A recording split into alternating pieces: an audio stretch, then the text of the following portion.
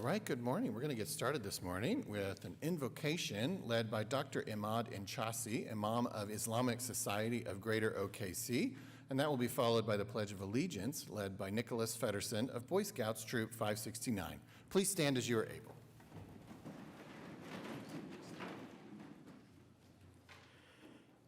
Lord, we thank you for your wisdom. We thank you for blessing our gathering today. We thank you for One OKC. We thank you for our mayor, our city council members who were elected by the people to do the community's work. We thank you for all the youth who are here today.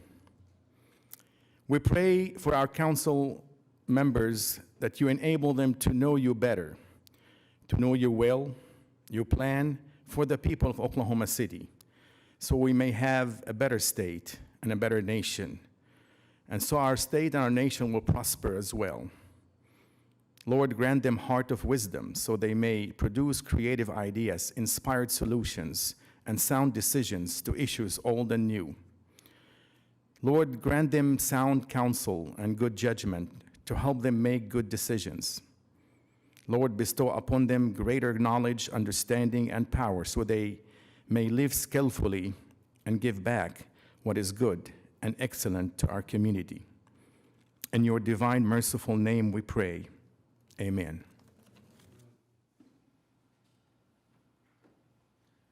Please join me in the Pledge of Allegiance.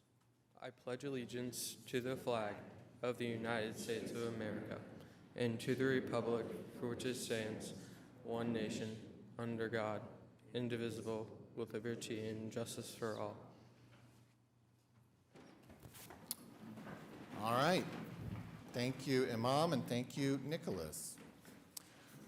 All right, I call this meeting of the City Council to order. I have no ceremonial presentations today. We have items under Office of the Mayor, item 3, and we have items A through D, which are appointments to the Building Code Commission, the Convention and Visitors Commission, the Oklahoma City Urban Renewal Authority, and the Water Utilities Trust. We could take with one motion. Why don't we do A through D?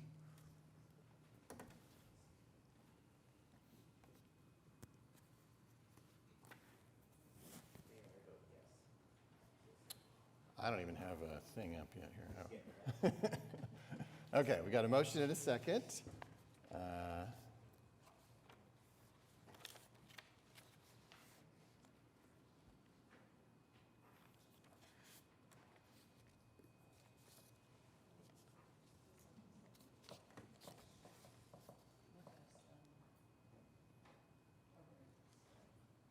Okay, cast your votes. And Councilman Cooper wishes to vote aye.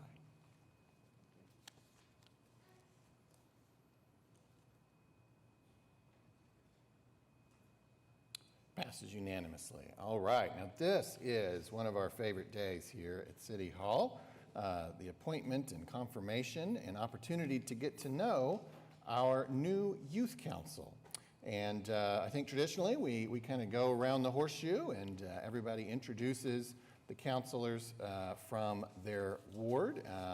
So we'll go 1 through 8, and then I'll introduce the at-large members at the end. And I think the custom is for them to come forward if everybody's comfortable with that. So, we'll do it right now. So they will be here. All right, well, let's begin with Ward 1. Go ahead. The floor is yours, Councilman Carter. Yes, Mayor, thank you. Oh, okay, they'll stand behind us. I'd like to introduce Sebastian Escobar and Jolie Jimenez. Sebastian comes from us from Yukon High School.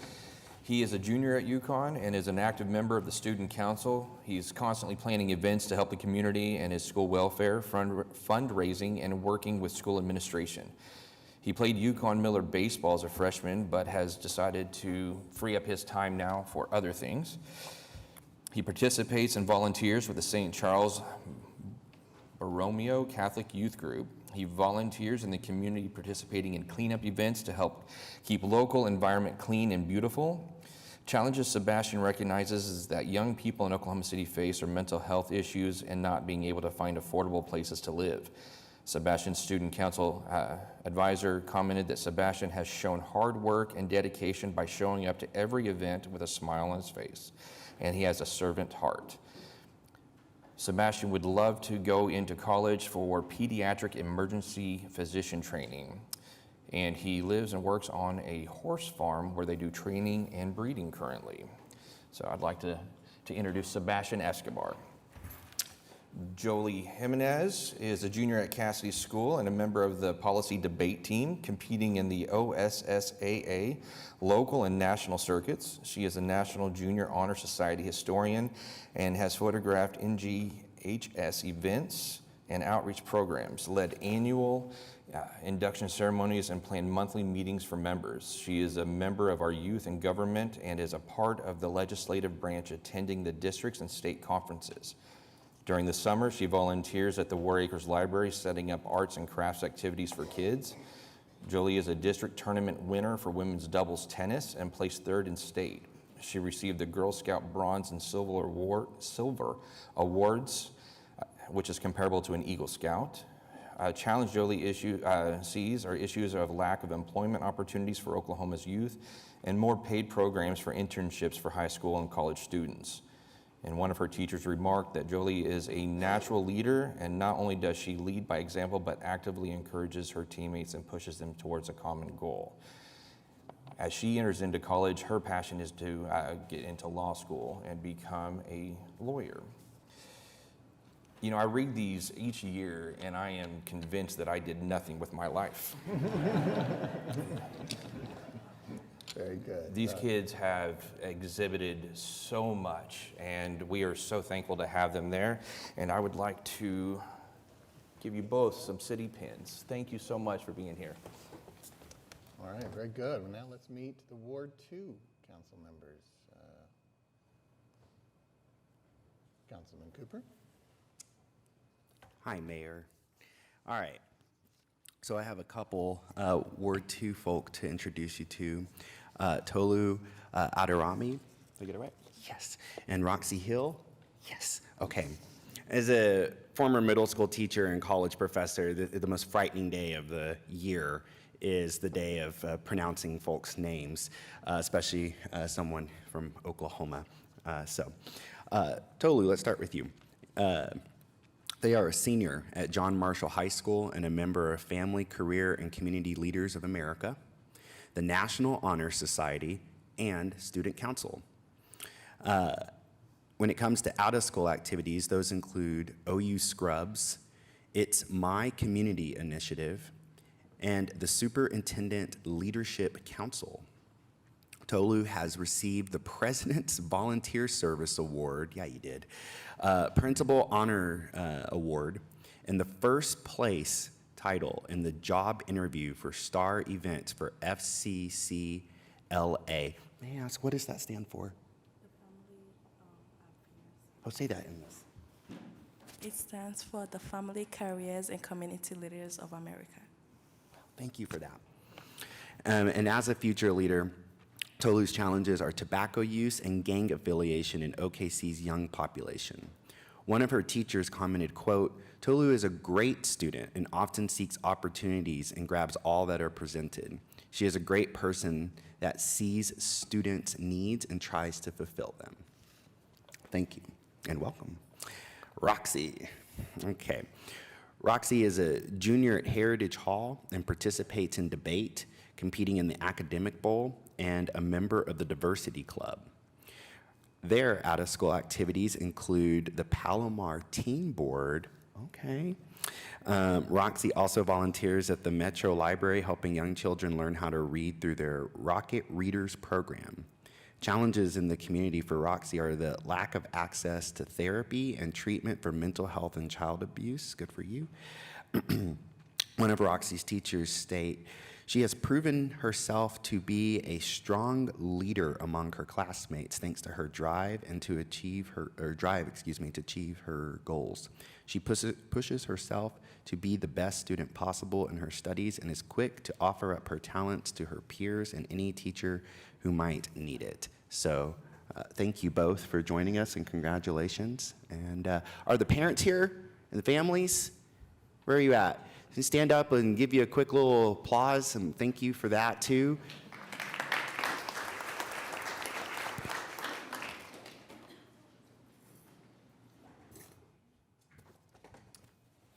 right, now we'll meet the Ward 3 council members. Councilwoman Peck. Thank you, Mayor. Is this thing on? Okay. Good morning. I'd like to introduce Ms. Nicole Figueroa and Mr. Josiah Edmond. Ms. Figueroa is a junior at Cristo Rey Oklahoma City Catholic High School and is listed on the President's Honor Roll.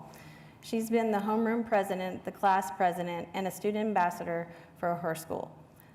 She volunteers at the Dorothy Day Center Food Pantry, assisting with filling bags with food and other necessary items for the homeless. She also volunteers by helping keep score at wrestling tournaments. Nicole plays the flute and won first place in the tri-state competition, as well as earning the athletic award in volleyball. Nicole's issues include the problems associated with mental health and addiction. Her principal had this to say: Nicole is in the top 5 of students in her class. She is a joyful presence on campus, and she will check in with others to see how their day is going. She is a motivated and driven student and rose to a position of leadership among her peers through her respectful demeanor and engaging relationship with peers. Mr. Edmond is a junior at Mustang and the chapter editor for the Key Club. He manages the school's food pantry, providing essential resources to those in need, and mentor class representatives to cultivate effective leadership. He is the leader of the software development team for the Technology Student Association and was the sophomore representative for the National Honor Society. Outside of his school activities, Josiah is involved in speed cubing and participates in Lego investing by analyzing data and forecasting market trends within the Lego market. Josiah's issues are improving the educational system and apathy about current events in young people. Thank you, Josiah. Josiah's Key Club advisor added, Josiah has outstanding leadership potential. He is creative and responsible. He is able to solve problems that others find difficult, and he is always the first to volunteer for a task. So we'd like to welcome Ms. Figueroa and Mr. Edmond to Youth Council. Thank you.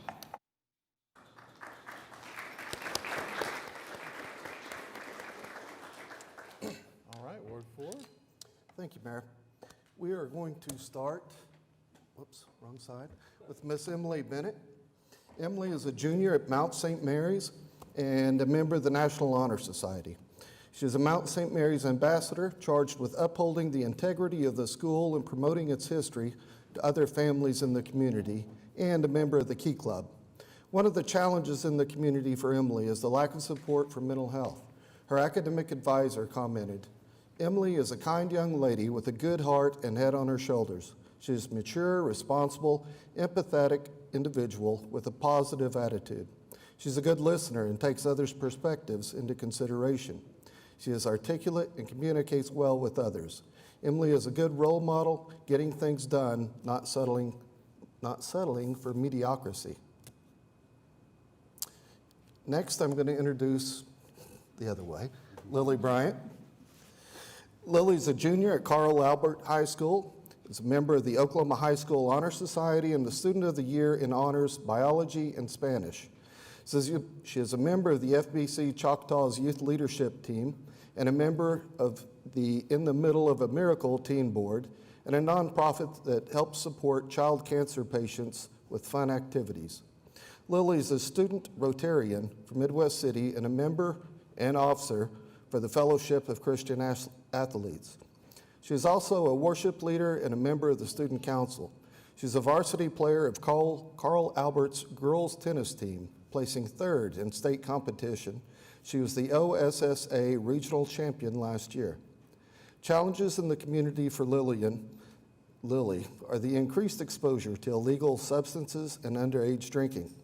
Lily's leadership advisor commented, Lily's dedication to helping others and advocating for underprivileged students sets her apart from most students her age. Her greatest strength is her ability to make everyone feel included and important. So congratulations to you both, and thank you all for being here.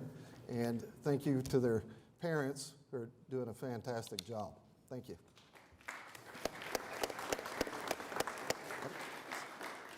Okay, Ward 5. I'm going to agree with Councilman Carter that he's done nothing with his life, and also agree with Councilman Stone about the effort and the energy that the parents and the families have put into raising these fine kids. I mean, they don't get there by themselves, and so I have the pleasure of knowing personally one of my new charges, and I love his family to death. They're great, great people, and getting to meet the other family, you can tell that the support is there. So I'd like to introduce Radha Pramod and Beck McGuire. Radha is a junior at Westmore High School and is a member of the Junior National Honor Society and the National Honor Society inductee.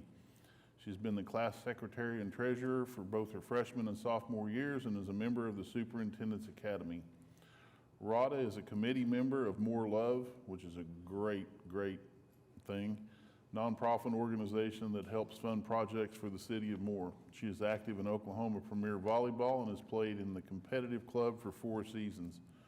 Radha is also involved in Gujarati Samaj of Oklahoma, if I butchered that, I'm sorry, a nonprofit dedicated to bringing notice to Asian Americans in the community. Her issues include cyberbullying through social media and mental health. One of Radha's teachers commented, Radha keeps our class officers and me organized through all our activities. She is always willing to get involved and doesn't lead from the podium. She is the very definition of a servant leader. She is smart, determined, organized, and a compassionate person, and she will serve any organization with which she works well. She's an absolute treasure. And Beck is a junior at Westmore and is a member of the Junior National Honor Society and the National Honor Society. Student Council class president. He's involved in More Love, helping to raise money for organizations such as Not Your Average Joe, Regional Food Bank, and Sin Relief. Outside of his school activities, he volunteers as a greeter for his church, assists with his sister's gymnastics club, and plays tennis. He was selected to be in the More Monthly magazine for Student Spotlight. Beck's issues is the lack of available activities for students to do in the community. One of his teachers stated, Beck's infectious energy and positivity makes him the best of the best. This does not mean that everything he's encountered this school year has been easy. He keeps his feet moving and his positive energy flowing through every situation. And it has earned him the respect of both teachers and students as the years progressed. So welcome, please, Beck and Radha.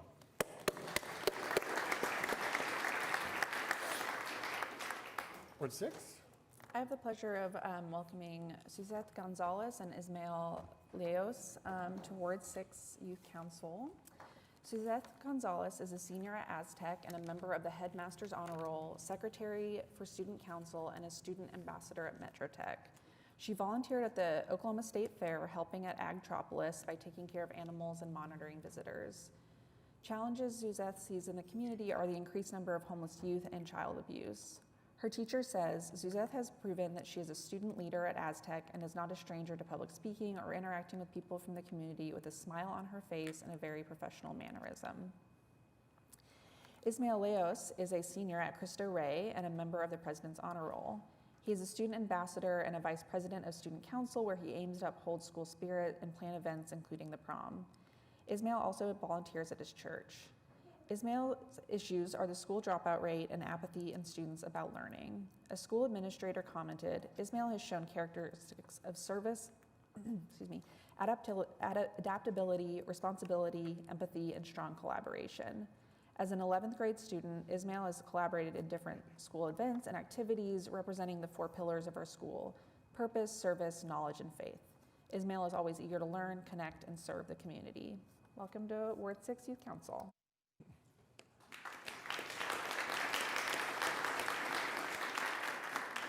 Ward 7? Thank you. I have the pleasure of introducing to you the newest young people to represent 7th Heaven, Ward 7 on our Youth Council, Miss Lily Henry and Peter Onima II. Lily Henry is a junior at Cassidy, Student Council President and class historian. Outside of school events, Lily volunteers at the mobile market, packing produce bags and hot meals and distributed them to neighborhoods around the metro. And she is also on the YMCA Teen Board. Her issue is improving walkability in area neighborhoods. Her club advisor had this to say about her: many students feel required to do some kind of community service for their college resume. Lily is unique in that she helped maintain a neighborhood center while near where she lives. My sense is that she did not do this for how it would benefit her larger ambition, but rather for the intrinsic value of what the center provided, as well as the communal aspects it cultivated. This is rare in students who have the kinds of pressure on them that Lily has. And said another way, she seems to do things because they are good in, out of themselves. This is advanced citizenship. Also, we have Mr. Peter Onima II, and he's a senior at Harding Charter Prep and a member of the National Honor Roll. He plays saxophone in the band, and he received a superior on his sax solo. And he's a member of the Black Student Union. He volunteers for regional food bank packaging and sorting food for distribution in the community, and his issues are education and climate control. His teacher said Peter is a great leader because he works diligently towards every activity or subject that he pursues. He communicates well in his peers and teachers, and he is always organized. He is also very kind, pleasant, and a respectful person. And to the family of Lily and Henry, if you are here, will you please stand?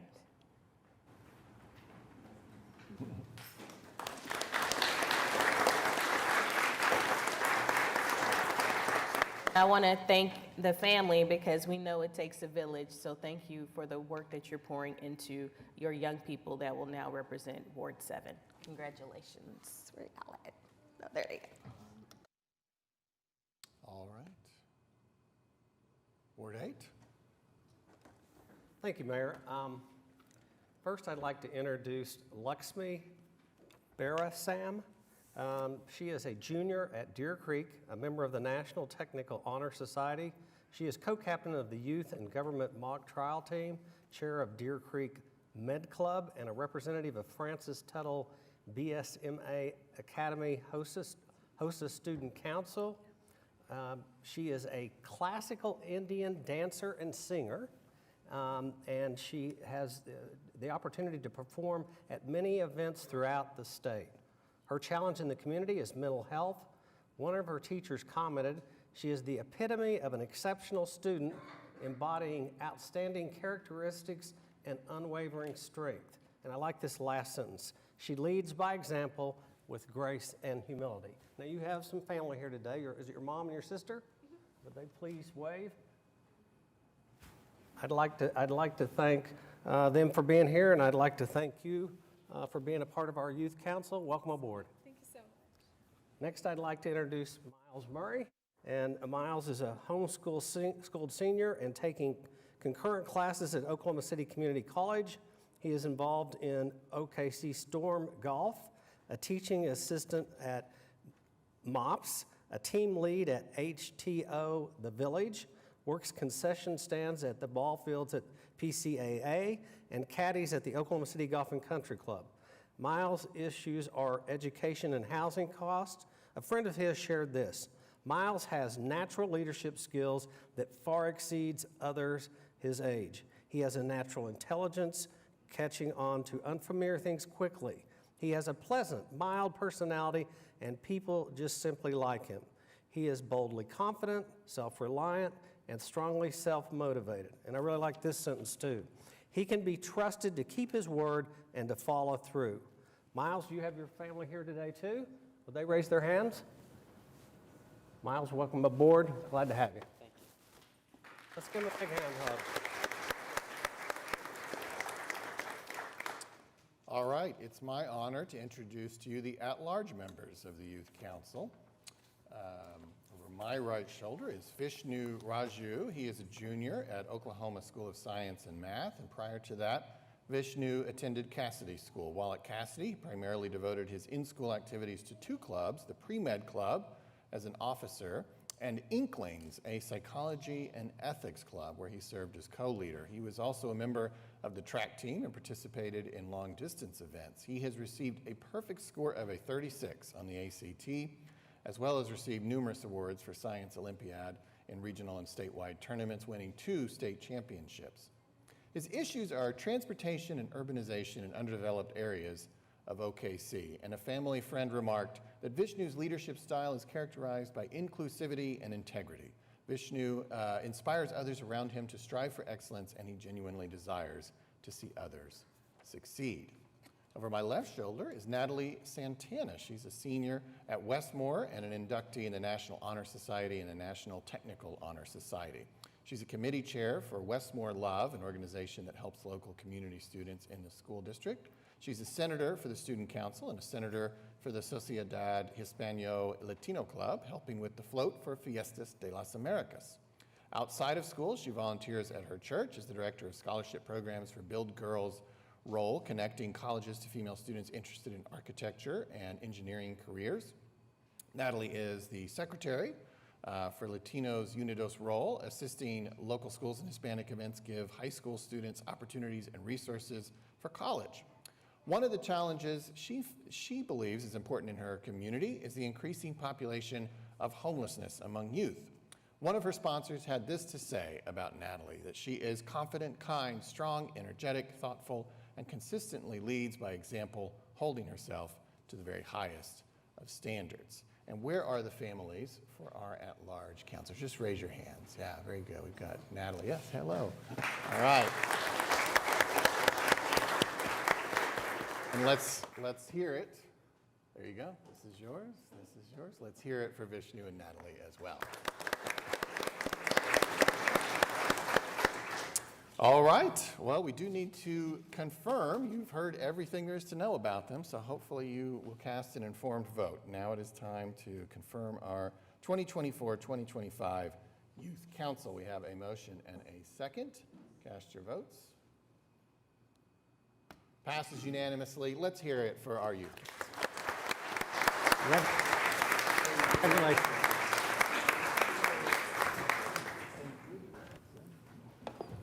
See you later. Mayor and Council, if I may, I'd like to introduce our two program co-chairs this year, and they commit a lot of time to this program. Kim Garrett Funk, if you'd stand, and Spencer Brown will be our chairs this year, so we really appreciate the time and effort. We also have a new program administrator at YLX, Mackenzie, are you there? Kenfell. And so I'm pleased to work with all of these this year and with all these great students. Thank you. Well, thank you, Debbie. And obviously, we couldn't do this without Mackenzie and you, Debbie Martin, and Kim and Spencer. And what we were reading was prepared by one or all of you. and the entire process to this point was managed by your team. So thank you all so much. In fact, whether you know it or not, you need to thank them. So let's all thank the four of them for their work.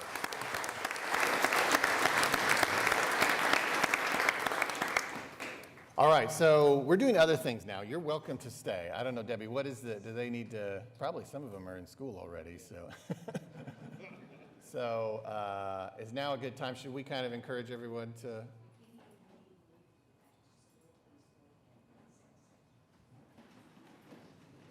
All right. Well, thank you all so much for coming out this morning.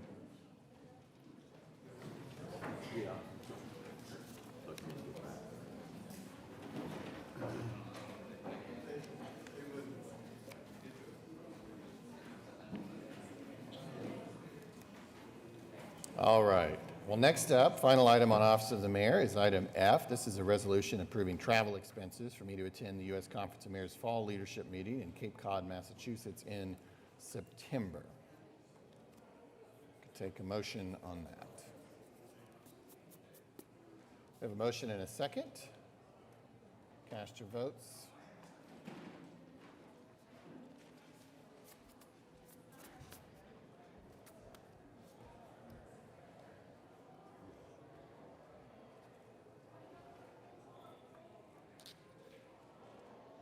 Passes 7-1, and with the necessary 6 required votes. Next up is item 4, items from council. There are none today. Item 5 are city manager reports. Nothing listed on the agenda. Mr. City Manager. That's all that we have today is claims and payroll, and it can be found at okc.gov. Okay. Item 6, Journal of Council Proceedings. We have items A and B we can take with one motion.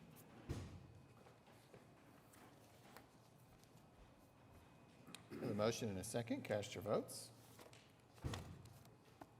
Passes unanimously. Item 7, request for uncontested continuances. What do you have, Mr. City Manager? We have several today, beginning on page 15. Item 11G.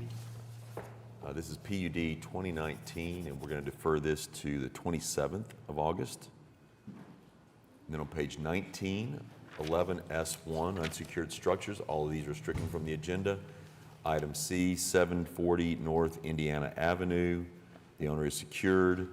Item F, 4209 Northwest 17th Street. The owner is secured. And item H, 3920 Northwest 51st Street. The owner is secured. Continuing on page 19 with item 11T1. All these are stricken from the agenda for the same reasons that were mentioned before.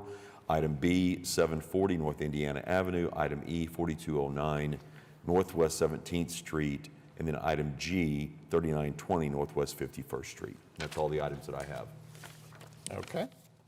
Item 8 are revocable permits and events. Item 8A is a revocable permit with the Fallen Heroes Half Marathon Scholarship Committee for Fallen Heroes Half Marathon on September 21st using the South Oklahoma River Trail. And we do have Chris Nader here to speak.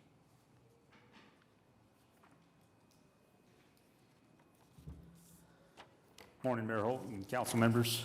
I'm Chris Nader. I'm the Director of Race Operations for the 2024 Fallen Heroes Half Marathon. This is our 12th annual 5K, 10K, and 21K. It'll be held Saturday, September 21st at 8 o'clock in the morning. In the past 2 years, we've averaged about 400 participants. Our event is on the south side of the Oklahoma River, and we'll start and finish at the Meridian Landing just off of 15th Street. The course follows the trail along the south side all the way to I-35 and back. We conduct early registration on Friday at the Home 2 Suites. Race setup will begin at 6 a.m. the morning of the race. Along the course, each mile is marked with a banner paying tribute to the 20 Oklahoma National Guardsmen that have fallen and paid the ultimate sacrifice since 9/11. Well, this event is meant to honor the fallen soldiers. Another outcome of it is we raise scholarship funds for dependents of those fallen soldiers and airmen. To date, we've awarded $74,000 in scholarships to spouses and children of these of the fallen soldiers. In addition to the scholarships, we've provided $2,600 in school supplies to the children of the fallen heroes. Registration is still open. It closes on August 15th, and you can register at the oklahomafallenheroes.org. Thank you. Okay. Words, Councilwoman Heiss. First, let me say thank you and extend my gratitude for those who have served and for you all to honor their legacy with this mission and scholarships. And I know hopefully we'll have more than 400 this year, and I will move for full approval. Thank you.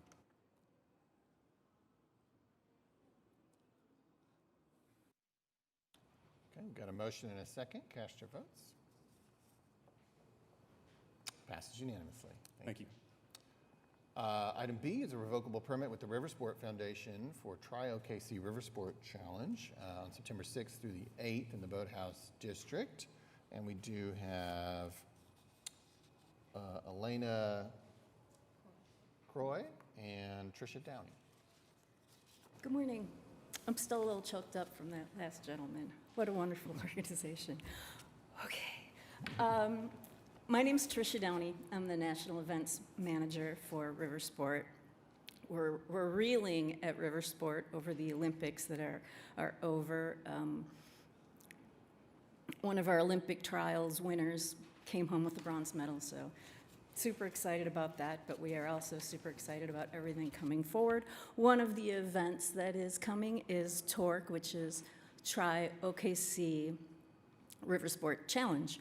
It is a triathlon event. It started 3 years ago with about 40, 50 people. Last year we had a little bit over 100. This year we're shooting for 200. We're almost there, so we're super excited about the whole event happening September 6th in the evening, 7th and 8th. I'm going to introduce you to the president and race director, Elena Croy. to talk a little about the event. Good morning. I'm Alina Corey, the President and Race Director of Tri-OKC. As Tricia said, this is an event that we're really excited about. The Tri-Club of Oklahoma City was founded in 2003, and we haven't been able to race in Oklahoma City for a while just because it's pretty expensive. But we started partnering with River Sport 3 years ago, and it's been an amazing partnership. The venue is so great. Obviously, you know River Sport's amazing. But this year, we're really expanding it to a 3-day event that's not just triathlon. On Friday night, we're doing a criterium, which is basically NASCAR for bikes. So we're really excited about that. And then Saturday morning, it's a triathlon, where they'll swim in the River Sport facility, not the river. We have to say that a lot. No one's swimming in the river. It's in the lower pool, the Whitewater facility, which is amazing, clear water. It's basically a pool. And then we'll have several events, a triathlon, and a aqua bike and a relay. So if anyone is interested, we'd love to see you guys out there. Triathlons for everybody. And then Saturday morning, we're doing a 5K, 10K in partnership with the Land Runners. So registration is still open. We're sitting already at about 140 people, and the criterium hasn't even opened yet. That should open today, registration. So we're really excited to be racing back in Oklahoma City. The venue is spectator friendly, so we love seeing people come out. We saw people just curious about what was going on coming down to watch. So we're so excited about this event, and we thank you for your support. Any questions? Thank you. Thank you. Councilwoman Nice? Well, I think most people are like, how do you prepare for something like this? But because this sounds like it is a lot, but it sounds fulfilling at the same time. So I will happily move for approval and hope to see. I want to come see this for myself, so I'll probably be down there. Got a motion and a second. Cast your votes.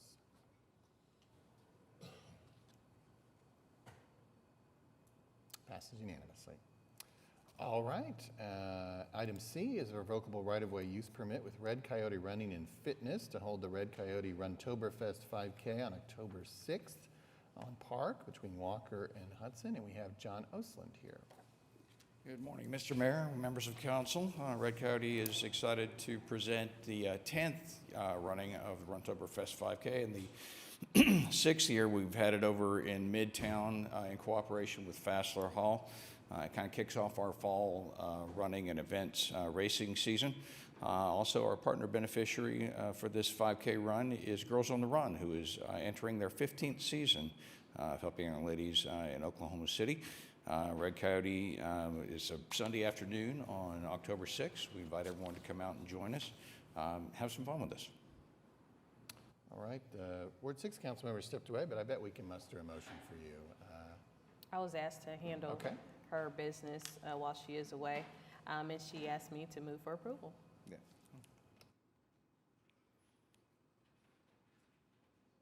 Got a motion and a second. Cast your votes. Passes unanimously. Thank you so much. Have a Thank great you. day. All right, now we'll recess council and convene as the Oklahoma City Municipal Facilities Authority, where we have items A through P we could take with one motion. Got a motion and a second. Cast your votes. Passes unanimously. Now we'll adjourn OCMFA, convene as the Oklahoma City Public Property Authority, where we have items A through F we could take with one motion.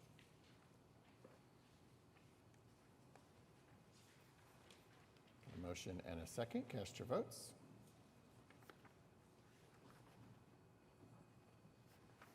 Passes unanimously. We'll adjourn OCPPA and reconvene as the council. We're on now item 9, the consent docket.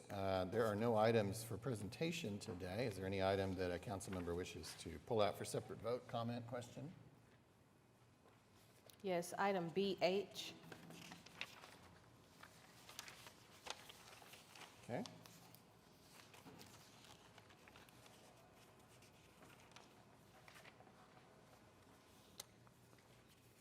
All right, well, if that's it. I'm sorry, Mayor. Yes. I was just flipping through. I did have a couple just to hear about.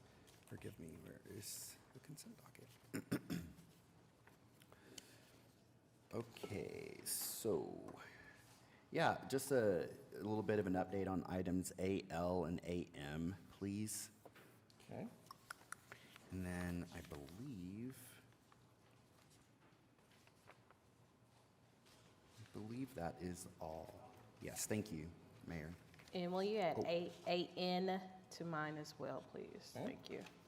I was wrong. BR. Thank you. Mr. Mayor, Oh, I have yes. some comments on AP, like What Paul. was it, I'm sorry? AP like Paul. Okay. Okay. All right, well, we'll take them in order, which means we'll start with AL and AM. Councilman Cooper? Yes, just wanted to, for the public, kind of hear a little bit of a update on these two items, please. Hi. Good morning, Debbie Miller with the Public Works Department. Item AL is a amendment to the engineering construction engineering contracts for these ARPA projects that are sidewalks. North Villa from 16th to 30th, 30th from North Villa to Penn, and 19th from North Villa to North Flynn. We expect the construction to begin later this year and should be completed next summer. I think that's great. Cool, and then the second item here, this item AM. AM is another amendment to a construction, or to the engineering services. This is for the Walker Avenue streetscape. It's a Better Street, Safer City sales tax project. We are planning to begin construction in fall of 2024, and we should be completed next summer. This is also the project that does have a couple of rain gardens that we are installing along the street. Great, and thank you for that. Also, thank you, Director Miller, for joining me last night with the Meridian Hills Manor Neighborhood Association meeting and talking with them about their needs. And also just thank you for your update here. And I'll just say, that's it. Item AN, Councilwoman Nice? Yes, I'm sure that's probably Public Works as well. Just a question. I understand that we have the public and streets that are common within county. Do we already have a list of those streets, or how are we working? Because I know I have a couple streets that I'm trying to get done, and I'm hoping that this is for that. This is just a mutual cooperation agreement that we approve every year with all of the counties. It just allows us to work in the county and them to work in Oklahoma City. We are working on those specific projects that you're interested in, and we will come back with a separate agreement to identify those and the cost. Okay, thank you so much. Okay, item AP, Councilwoman Peck? Thank you, Mayor. Just wanted to draw attention to this project. Debbie, I've got it. You're good. It's a 2017 GEO bond project of the road widening from Cemetery Road from Reno to Northwest 10th Street, which has been in a desperate need. The traffic has increased out there, and so we're very excited about it. And I just wanted to draw attention to the fact that we are taking the next step in the process for this project, and we look forward to the road widening and hopefully some additional road safety out there so our residents can exit their neighborhood safely through this project. So I'm very excited to see it moving forward. Thank you, Mayor. Okay. Item BH, Councilwoman Nice? Wanted this to be heard publicly about what we are wanting to do with this joint resolution. And then I'd like to vote separate. Kenton Soodle with the Alliance for Economic Development, also representing the Oklahoma City Industrial and Cultural Facilities Trust. This is an extension to an item that we did back in December that allocated GOLT funding to begin trying to purchase property to put together a large employment site of over 1,000 acres. This adds additional funding as we've been out trying to acquire properties. We've got options on properties. We've purchased some properties, but just they've come back much more expensive than we tried to. You know, originally we tried to put 10 million in that if you do the math, was $10,000 an acre. Properties have been more kind of on a blended average around $23,000 an acre where we're trying to acquire. This is really in line with what we've done in the past in terms of, if you think back our 577 project, we spent about $12.3 million on that acreage, which was about 21,500 an acre. So we also had additional funds come available, and that some obligations we had that had tied up some GOLT funds related to the First National have expired. So we had additional funds that were freed up that could go towards this purpose. But would continue to be the same thing. It's a city trust that would be acquiring them. And then once we put this site together, we would market it to try to attract, major employers. Thank you. My concern, as I've already said previously, is the fact that one of the acquisition process and the amount and for this additional cost of $7 million for our general obligation limited tax bonds to be used for that purpose, in my opinion, takes away from us being able to really invest in some of our local businesses and or those that want to be participants within our city limits to the capacity that they can. So I will ask for a separate vote because I do believe this takes away from that process. Okay, so we might as well go ahead and do that. So this is a request for a separate vote on item BH. So perhaps we can get a motion on that, BH. We have a motion and a second. Cast your votes.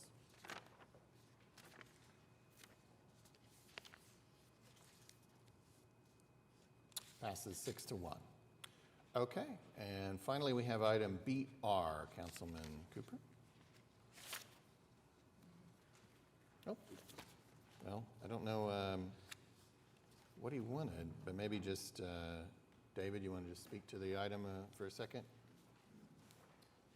Sure, David Todd, MAPS Program Manager. This is a change order for a sidewalk project that we have ongoing. It's a historic neighborhood, and they were concerned that when the sidewalks are installed, they put a curing agent on it that really makes the sidewalks just bleach white, and they stand out too much with the historic neighborhood. So we've added some color into the concrete so that it tones that color down. And likewise, the truncated domes, the little inserts that go at the wheelchair ramps that warn you that there's a street coming, instead of using the standard bright colored red ones that we use, we're going to use cast iron, and they tend to rust and kind of melt into the environment. So that's what this change order is about.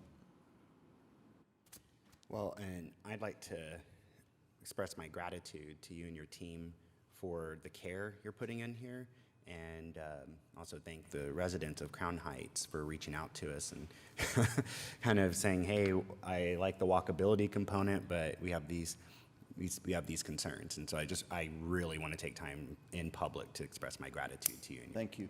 Yes. All right, that concludes any items that had been pulled out for separate vote or conversation on the consent docket. So we can now take a motion to adopt the remaining items. Got a motion and a second. Cast your votes.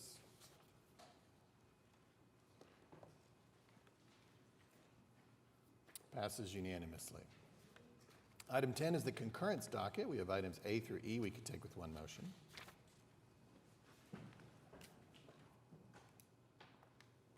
We have a motion and a second. Cast your votes.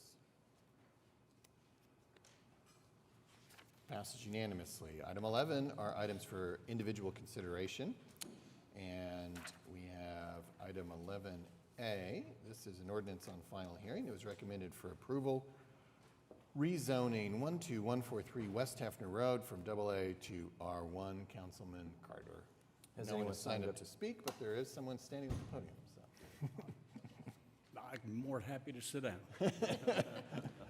I'm Dwight Butler with the Cowan Group Engineering for the applicant. Okay. So I'll just sit down. No. Go ahead, please. Let's hear about this. Staff recommends approval. There are no technical evaluations. That being said, I would respectfully request approval of the item. And you said no one had signed up to speak, though, right? Correct. Okay, well then, I'll move for approval. Thank you.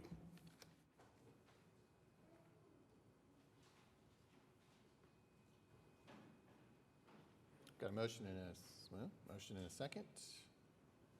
Cast your votes. Thank you very Passes much. unanimously. Thank you.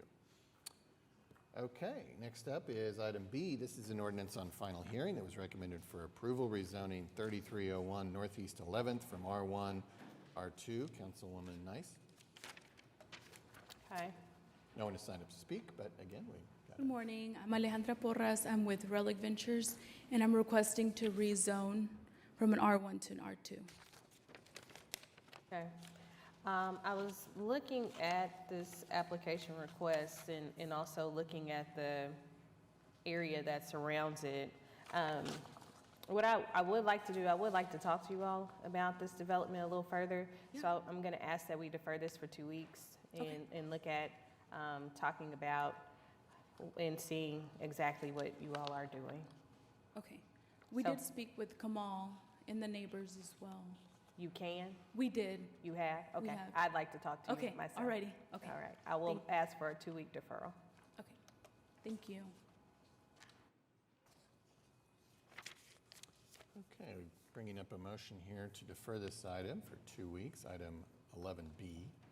Got a motion and a second. Cast your votes.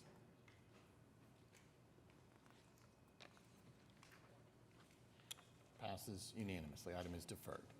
Okay, 11C is an ordinance on final hearing. It was recommended for approval, rezoning 1500 Northeast 25th from R1 and HNO to R3 and HNO.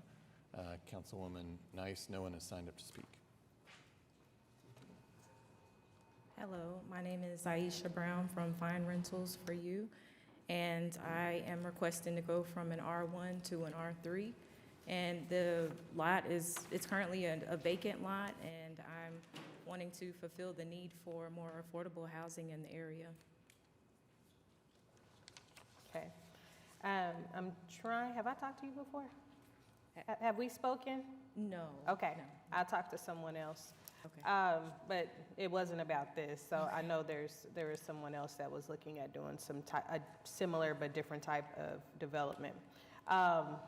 I would like to see just an example of what you are proposing for the area, and this is very similar to the one that I just looked at as far as all of the surrounding area being R1, and I understand the need for the housing as far as the missing middle housing.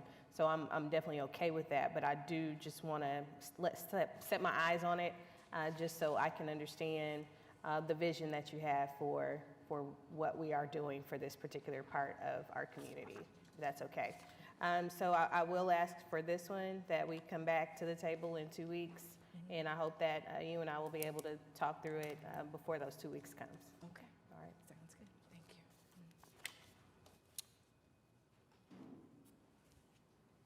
All right, we're bringing up a motion to defer. Got a motion and a second. Cast your votes. Passes unanimously. Item 11D is an ordinance on final hearing. It was recommended for approval, rezoning 1725 South Frisco Road from PUD 1833 to PUD 2001. Councilwoman Peck? Has anyone signed up to speak? They have not. There was no, pardon me, there were no objections at planning, and their summary and technical evaluation's been accepted, so we'll move for approval.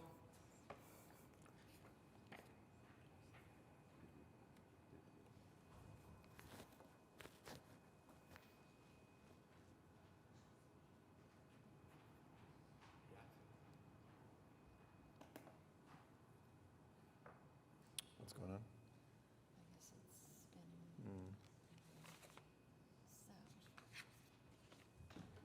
All right, I guess clerk will call the roll. And if everybody can turn their mics on. Okay, Ward 1. Oh, I need motions, Oh, yeah. sorry. Got a motion, is there a I second? second. All right, got Okay. a motion and a second. Clerk, please call the roll. Aye. Yes. Ward 2, Yes. Ward 3, Yes. Ward 4, Aye. Ward 5, Aye. Ward 7, Yes. Ward 8, Yes, please. Mayor Holt. Aye, passes unanimously. Thank you. Okay, item E is an ordinance on final hearing. It was recommended for approval, rezoning 11800 Southwest 29th from PUD 1782 to PUD 2013. Councilwoman Peck? No one signed up to speak, right? Correct. Okay. Well, it was approved at council, there were no or at planning commission, there were no protests then, so I'll move for approval.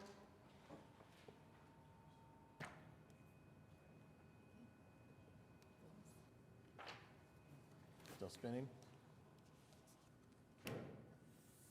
All right, we have a motion. Is there a second? Second. We've got a motion and a second. Clerk, please call the roll for item E. Aye. Ward 2? Yes. Ward 3? Yes. Ward 4? Aye. Ward 5? Aye. Ward 7? Yes. Ward 8? Mayor Holt? Aye. Passes unanimously. Thank you. Okay, item F, we've got an ordinance final hearing that was recommended for approval, rezoning 3016 East Memorial Road from C3 and O2 to PUD 2018. That's item 2. Item 1 is an amendment related to this, to the master design statement. Councilwoman Nice Noen has signed up to speak. All right, I will ask for Mr. Box to come and explain why we came to those TEs so we can get those out. Yes, David Box, 522 Colcord Drive. So this is, it's a bit of an interesting application, and the reason I say that is it's already zoned C3, and what we're seeking to do is allowed in C3. It's a former grocery store that's been shuttered for quite some time, and Atwoods is looking to relocate a facility here. The reason I say it's strange is C3 allows outdoor storage and sales and display. However, the requirement in C3 is it cannot be in front of the front building line. So what that means is we can't put it where it would normally go in a facility like this in that front parking lot. The irony is, in order to accomplish this, we're actually pushing it further away from the neighborhood. So the PUD in our mind is really a down zone because it's allowing us to push those items further away from the neighborhood than we could otherwise do today. Then the modification is to allow or prohibit the drive-through speakers to be within 150 feet of the residential uses. Again, straight C3, which is what is zoned now, would not allow, or excuse me, would allow it anywhere on site. So again, we're adding a prohibition that doesn't exist today in its zoning. We did have neighborhood meetings. It was heavily negotiated with Commissioner Pennington and the Planning Commission, and we have agreed to all of the technical evaluations you see in the memo before you. Thank you so much. So with that, I will ask that we move the amendment to section 9.18 of the master design statement. All right. Looks like maybe we can do that electronically. All right, we've got a motion and a second on the amendment to the master design statement. Cast your votes. Passes unanimously. Thank you, and now I will ask that we move this application forward as amended.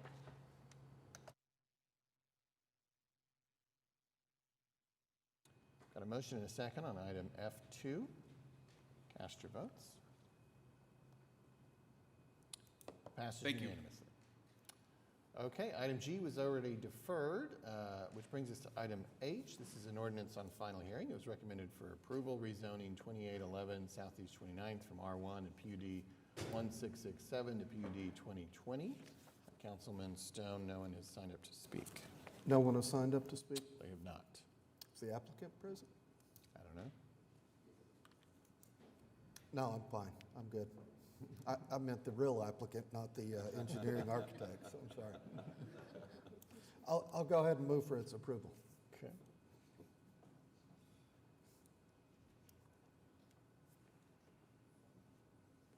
Got a motion and a second. Cast your votes. Passes unanimously. Item I is an ordinance on final hearing. It was recommended for approval, rezoning 1443 Northwest 33rd from R1 to SPUD 1615. Councilman Cooper, no one has signed up to speak. Is the applicant present, however, or their representative? And it looks like they're coming on down, make a game show. That's great. Hello, David Box, 522 Colcord Drive, here on behalf of the applicant who's with us as well. This is an SPD that would allow for a series of duplexes. We did have a few meetings with the neighbors, including Ms. Powers, who assisted with those meetings. We modified the SPD from its original submittal to a point where we had buy-in from the neighbors, and by the time Planning Commission arrived, there was no protest. So you do see that we have some amended technical evaluations that exist that we've agreed to. The document has been amended accordingly. Happy to answer any additional questions. Thank you, and thanks for working with the neighbors and Commissioner Powers. Now, these technical, amended technical evaluations, do we need to vote separately on them, or is we're good to go? Well, then I would move for approval.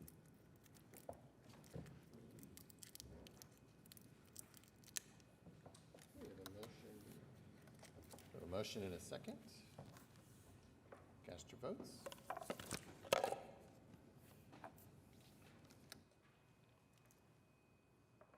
Thank you. Passes unanimously. Okay, item J is an ordinance on final hearing, recommended for approval, rezoning 1821 North MacArthur Boulevard from R4 to SPUD 1621. This was deferred July 2nd, 16th, and 30th. Councilman Cooper Nolan has signed up to speak. Thanks, Mayor. So council might remember this from the series of deferrals. Our council staff, Boyd Fulton, was able to connect with the applicant who promises us some renderings, which is, again, what I am waiting for.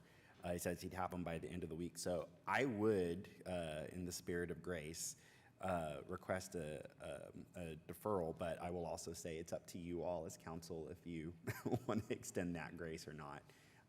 So I would just make a motion to defer for a couple weeks and give Mr. Moore some time, but follow your lead as well. Okay. We have a motion and a second for a deferral of 2 weeks on this item. Cast your votes. Passes unanimously. Thank you. 11K is an ordinance on final hearing, recommended for approval. It's rezoning 2312 Northwest 21st from R2 to SPUD 1637. And Councilwoman Nice, I believe you indicated you'd be carrying Ward 6 items, and no one has signed up to speak. Thank you. I was asked to move for approval, and I will move for approval.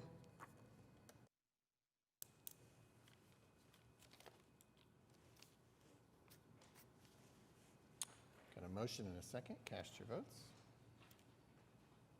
Passes unanimously. Item 11L is an ordinance on final hearing. It is recommended for approval, rezoning 1621 North Ellison from R1, R4, and UC to SPUD 1638. Councilwoman Nice, no one has signed up to speak. Thank you. And the purpose of this application is for multifamily residential and live-work unit development, and I will move for approval.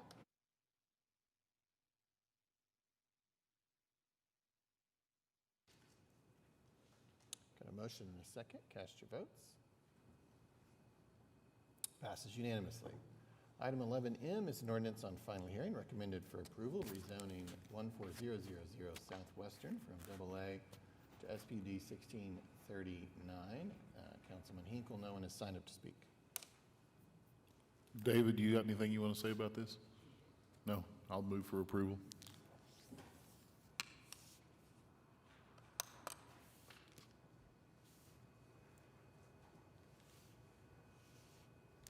Motion and a second. Cast your votes.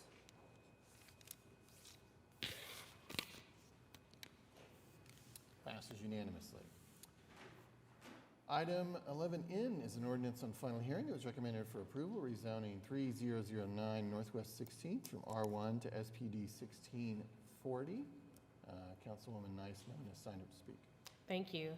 And this application will allow the development of an accessory dwelling unit, and I will move for approval.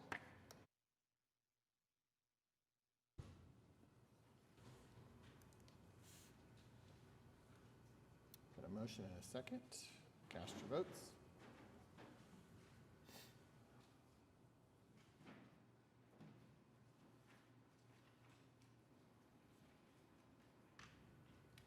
Passes unanimously, according to some screens, but not mine. There we go. Okay, item O, ordinance on final hearing, recommended for approval rezoning 4220 North Classen Boulevard from O2 and CBO to SPD 1642. Councilman Cooper, no one has signed up to speak.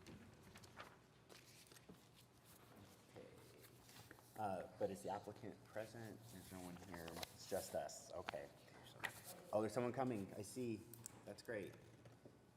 Tell us all about it. Yes, sir. My name is Rob Elliott, 900 Northwest 6th Street, Elliott Architects. We're representing the owner. We are the real applicant, but we are representing the real owner, 88, who purchased the property and would like to rezone this as a SPUD just for some additional uses in the future for a commercial application. It's zoned office right now. Do we have any idea where we're heading with any of that commercial, or is this just anticipating that you all are wanting to do something like that? When we had originally gone to the Planning Commission for rezoning for a pharmacy, and the applicant has since leased the space to remain office for some time, but they just wanted to have in the future that option again to make it a pharmacy or a retail kind of services. Interesting. Well, I do like that you're thinking about services like pharmacy. I do see, in my opinion, too many vacant offices north of 36th heading to Northwest Expressway. So that tells me that we're not meeting the needs of the residents who live around there. So Yes, sir. I'm glad that you're kind of thinking like this, and I would just move for approval.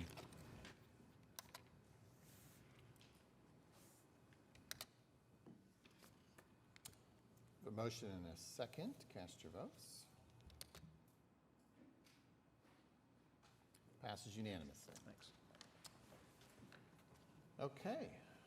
Next up is an ordinance that's on its third meeting, an ordinance change that's had two previous meetings. This relates to oil and gas. We had a presentation and then a public hearing, and today the council, if it has no further debate or comments or questions, could adopt the proposed ordinance change.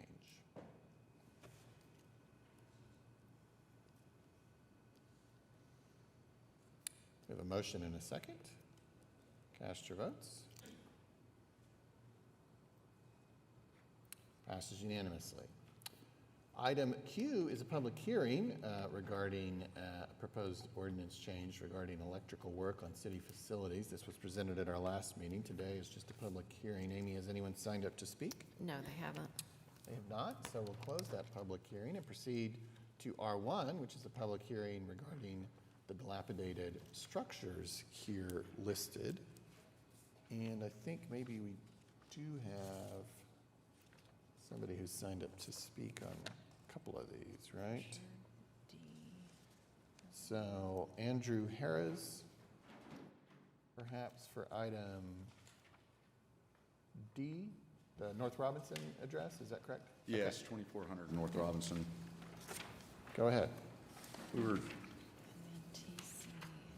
about 6 weeks ago, I came and asked for a deferral while we worked out some insurance issues. Those issues are still present. Really very little has happened since then. We've tried our best to try and get some resolution for the insurance company. I can't come here in good faith and tell you that really anything has changed. So we would ask for another deferral.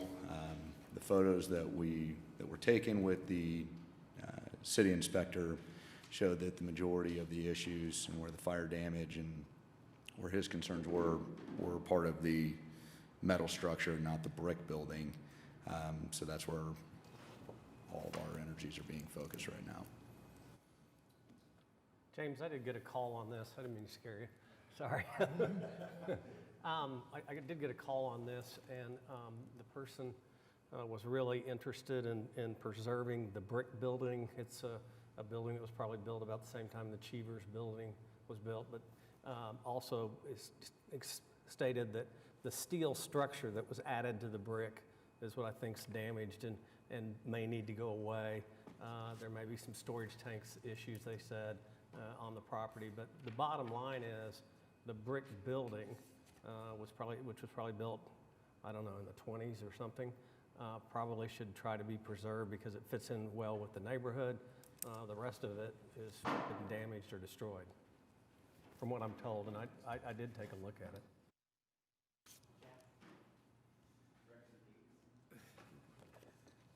Chad Davidson, Code Enforcement Superintendent.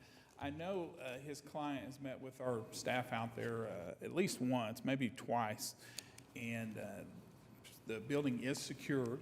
I know that to be a fact, and they've been great to work with, and they've done everything they said they'd do so far. I think their insurance company may be kind of dragging a little bit, right? Without getting into too much of it, yeah, we're not too happy with it. And that's kind of where we're at. We're talking about the old, like, It's the Martinez Tire Shop. Yeah. On the corner of 23rd and Robinson. and you have plans for this building? I'm sorry? You have plans for this building? We did, but a lot of it is based on what the funds we're going to be receiving from insurance. So I can't come and tell you what those are because I'm not sure that they'll come to fruition at this point. If we are just, if the property or the metal property is deemed condemned, we will adjust what those are. We do think that there could be some type of, whether it be coffee shop or we've had I think I let you all know that there was a salon that was interested in leasing the space if we cleaned it up. Everything has just been on hold for 1.5 years while we've been in this insurance dispute.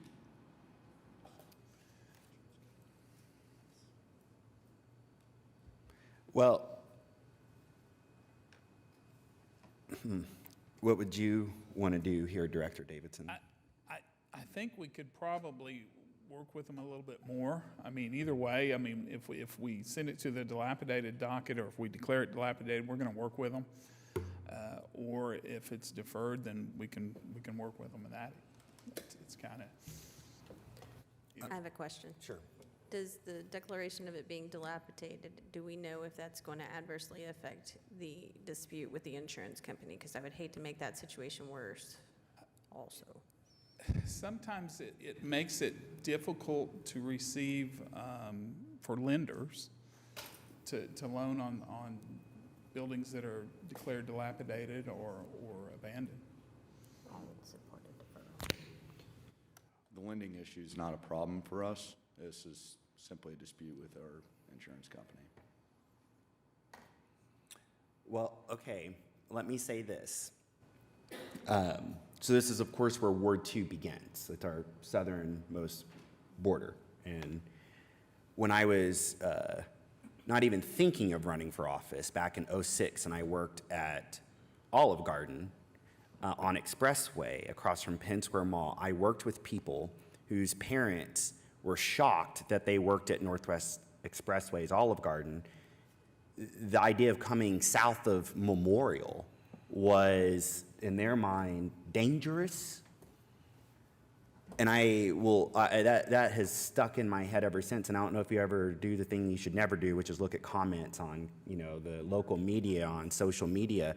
And when my ward sometimes, when people talk about Classen or 23rd Street, I want to focus on 23rd Street because there was an article earlier this summer about the streetscape coming to that area. And we heard earlier about Walker's streetscape. There were still people in those comments talking about how horrible 23rd Street, and they did not mean us well. And the stereotypes of who lives along 23rd Street. This is madness to me. You have the Heritage Hills mansions on one side, you have Mesta Park, you have historic Jefferson. But I would suggest, so I just want you all to know that I take great insult when I hear people speak about my ward in those disparaging ways, because I know it's people, I know how hard they've worked to honor the histories of these parts of town. At the same time, and that's why I asked you what your plans are, there must be plans. There must be plans. There must be plans. I can't tell you from the public sector what needs to go into this building, but when I hear you talk about a coffee shop, for instance, that doesn't quite make sense to me because I know literally a couple buildings down already exists Toast and Coffee, which is a local coffee shop. I know that Holy Rollers is right around the corner in Paseo. I know that across the street is corporate coffee shop Starbucks. Now, maybe this is capitalism and we just compete and we just put the same business in, that's fine. But again, to my comments about Classen earlier, what are the needs of the people in that area? The needs. And where once upon a time this building served a specific need for the people there, I have lots of economic needs for people in Jefferson, in Paseo, in Edgemere, in Central Park, the neighborhoods who are right around here. And when a building sits like this for a long time, it adds to decades worth of narratives about who lives here, their work ethic, crime. So I understand that there are all kinds of disputes about insurance and brokers and stuff like that. I don't come from that world. I don't. I come from the world of teaching and students and their neighborhoods. I would love to sit down. This is the first time I've ever, I think, met you. That's wild to me.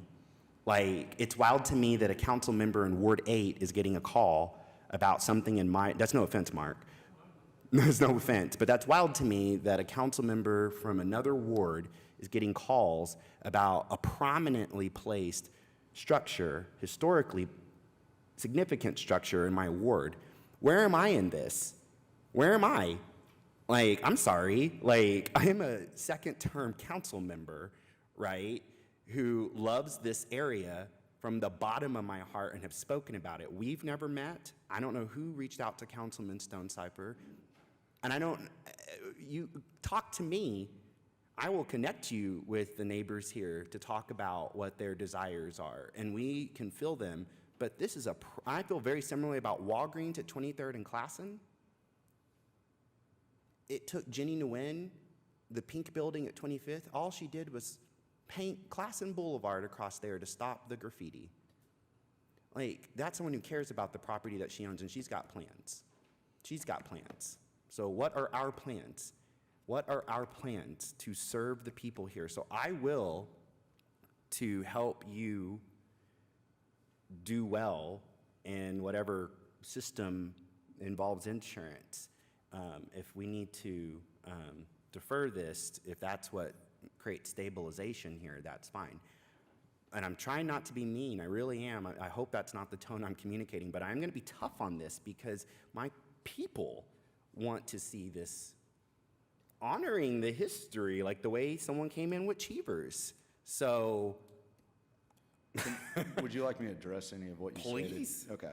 The intended use obviously changed when we had a fire. We had started to put a significant amount of money into this property when we purchased it. So the idea that we bought this, sat on it, and did nothing, that's not the case. We can't do what we intended to do, and because of a fire. This thing happened in January of 2023, so we're 20 months later, all still over an insurance dispute. This is a postage stamp of a piece of property. So my desired use is limited in what I can do with this. I'm willing to work with you. The only reason that I reached out to Councilmember Stonecipher is, well, two reasons. A, I have a past relationship with him. B, at my June city council meeting, you had stepped away and Mr. Stonecipher is the one who I addressed. So I just simply went back to him because he had a history with this. That I'm not trying to go around you. I have no plans. I really had nothing to report. It was my understanding that this thing is going to end up being deemed dilapidated. I'm just simply trying to save the brick building because there is a historical nature to it. All right. Look, we can defer this, but I think the meeting that needs to happen needs to be, if you're open to it, maybe sitting with myself, sitting with our planning staff, who have all kinds of streetscape plans for this area, and maybe it's worth you hearing some of those and kind of imagining with us what's possible. No offense, but okay, I stepped away. I'm right back there, okay? So I am taking this a little personally because it's stuff like this that is when I just get so frustrated about the state of 23rd Street. I get so frustrated when I know the housing needs, when I know the economic needs. So you have a partner in me, but we need to immediately get a meeting to start talking about this. What you do with it, again, private sector, have at it, but this current state won't do, and I'm not just gonna defer it ad infinitum with no real plan going, so. I'm happy to meet with you. I have nothing really to talk about. I don't know what I can do until I get this insurance claim resolved. Everything else is extremely speculative, and I don't want to make a promise to you that's, I would be more than happy to visit with you and we can have this conversation. But I'm not trying to go behind your back. All I'm trying to do is get an insurance claim resolved. Do you have any sense of timing on that insurance claim? I have email after email, and I finally got a response this morning that the adjuster's father had passed away, which was why I haven't gotten a response in 8 days. So what, Director Davidson, what's a timeline you would propose for deferring this so it doesn't just, come back and I have to keep requesting a deferral before we can actually have a real sit down? If I may, just to help him out. 6 weeks ago when we were here, we still hadn't had the property re-inspected. That now has been done. We have a new estimate which we're disputing. So at least at this point, it appears that it's just going to be an administrative discussion between our side and the insurance company, and we're not having to wait on third parties to come and inspect the building. So I am hopeful that we get a resolution sooner than what we had to deal with back in June, because there were just more variables in June. Okay, what's a timeline? I would like to have said that I could have gotten this done today. Unfortunately, I'm not getting responses from my insurance company. Does the city have any role in that? Not any role, but is there anything we can do? I don't think so. I don't know, what, a month? I think 4 weeks be a good time to visit it again, if you think that's enough time, or, I know it's hard to tell, but. Absolutely, and I'm happy to meet you all out there again. I appreciate the comments about it being secured. We've tried to do everything we can. Okay, so City Clerk, when is 4 weeks from now? September 10th. Okay, so Neighbors Night Out Day. Let's regroup on this. And then when we regroup, hopefully that's given you enough, hopefully the insurance, and I'm sorry you're going through what you're going through with the insurance. I just need you to also understand that I worked at the Olive Garden in 2006, and so here we are in 2024, and these perspectives of who this ward is linger for, I just think it's been way too long, those sorts of perspectives, and so that's why I get frustrated. And I understand you just came on back in 2023, but now it's time for us to work together for its future. We bought the property with the mindset of improving it. So I live across the street. I have residential property in your ward. I would like to see it improved as well. Great. So when September 10th happens, then we'll regroup and start talking about how we might partner together to see what's possible here. But for now, let's just do the 4-week deferral.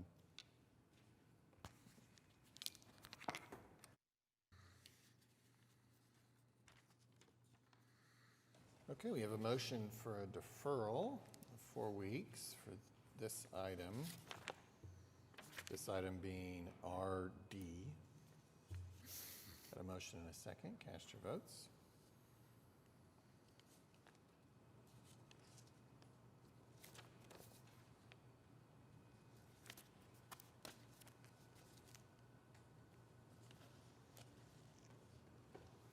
What's going on?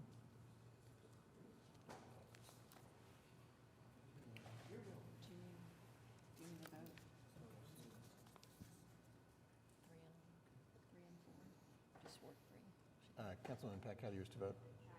Aye. You guys are really making me sweat for this.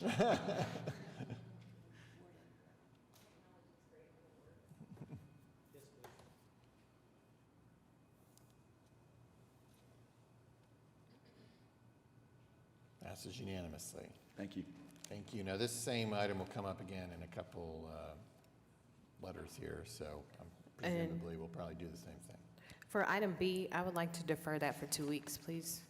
Item B, that's 1213 North Page. Okay. Take a vote on that. Got a motion and a second to defer item R1B for 2 weeks. Cast your votes.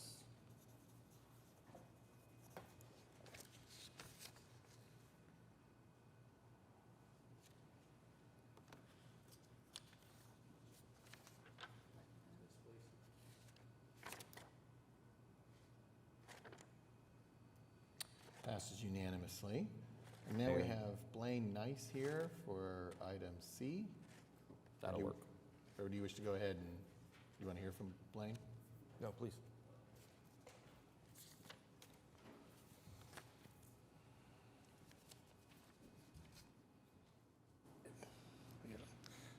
Blaine Nice, 100 North Broadway, Oklahoma City, for the property owner.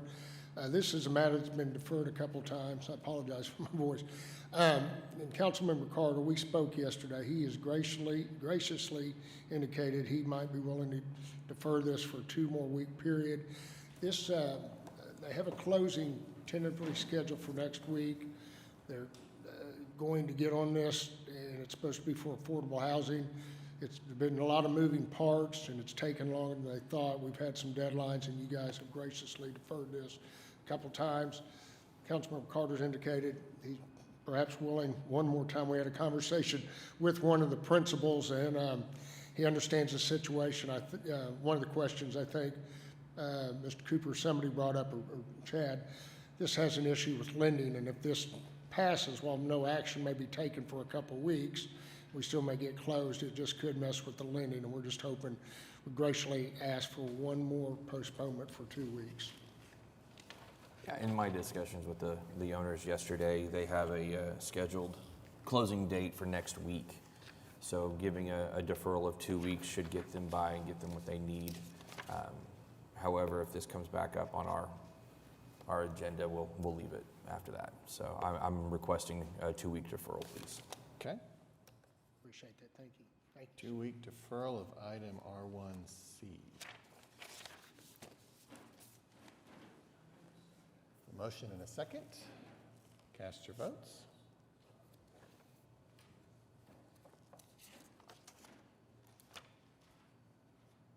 Passes 6-1. Okay, so that concludes all those who signed up to speak on what was a lively dilapidated structures agenda. We will now proceed to the resolution found at item 2, declaring that the structures are dilapidated. This would be applicable at this point only to items A and E.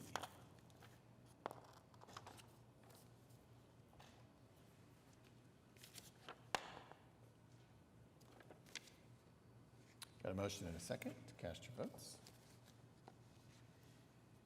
Passes unanimously. Okay, item S1 is the public hearing regarding the unsecured structures here listed. I don't believe any of these are carrying over. So, Amy, has anyone signed up to speak? No, they They haven't. have not, so we'll proceed to the resolution declaring that the structures are unsecured, save for those previously struck. Mayor? Yes? Spoke with the attorney for 3509 Treadwell Drive. Mm-hmm. He is in the middle of a lawsuit on that property currently with a lender in a foreclosure proceeding. His client kind of lives at the property, albeit he doesn't really have utilities currently. He's kind of in and out of there, and we'd like to defer it and get him through the lawsuit at least about a month or so, and that way they can clear that up, and I think we can maybe try to help that resident out with some services possibly. So you'd like to defer item D for 4 weeks? Yes, please. Okay. Yeah, and thank you, Director Davidson, for bringing this to my attention this morning. And yeah, I think if council's okay with it, I think that same September 10th deferral would make a lot of sense. But as I said to Director Davidson, I think it's well and good to have the deferral, but I think in that interim 4 weeks, there's got to be a way to work with connecting this resident to, services. It's 110 heat index today. I do not know what it must be to live in one's house without electricity. That seems dangerous. So happy to help here, but I think we've got to talk about some stabilization support services and connecting this resident there. Maybe he doesn't know about those, but so yeah, and then we'll need to, if you can update me in the interim, like what we find out about those services, that would be really useful. So I would, September 10th, please, for a deferral.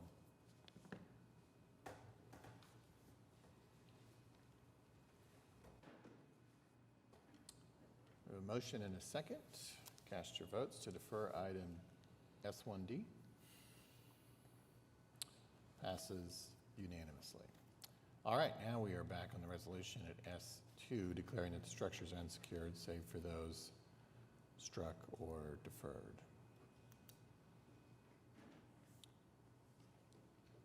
We have a motion and a second. Cast your votes.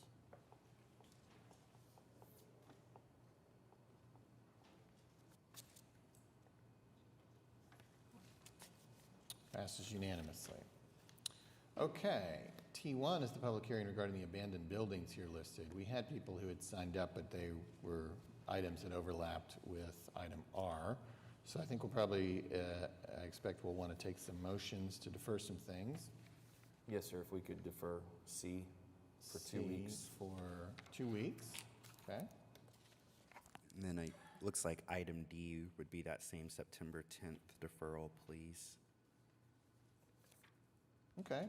Is that I right? bet we could take that with one motion, couldn't we, maybe? Kenny? Since it's the same date? Wait, it's not. Oh, I thought you said two. Oh, which is which? September 10th and Councilman. Well, then we'll take two motions. Okay, we'll start with C. So that's for 2 weeks. Yes, please. Okay. Got a motion and a second to defer item C for 2 weeks. Cast your votes.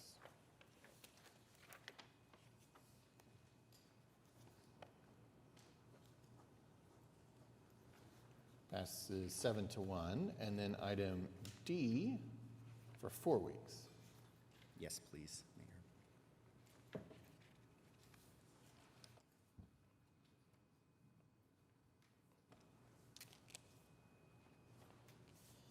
All right, we got a motion and a second. Cast your votes.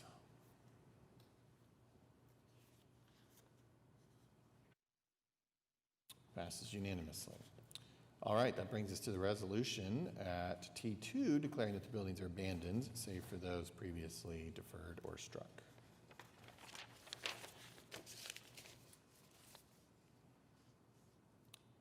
Got a motion and a second. Cast your votes. Passes unanimously. All right, item 11U. This is the second of 2 meetings on a resolution proposing the approval of certain fire listed and other sales tax expenditures for the fiscal year of 24-25.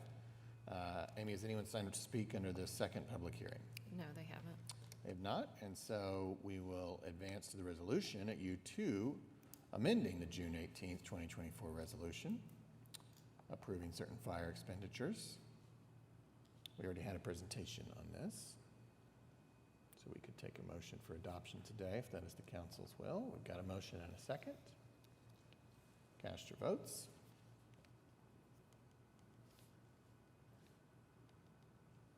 Passes unanimously. All right, 11V1 is a resolution authorizing the municipal council to confess judgment without admitting liability in the case of Johnson Cathan versus City of OKC. Executive session is not requested.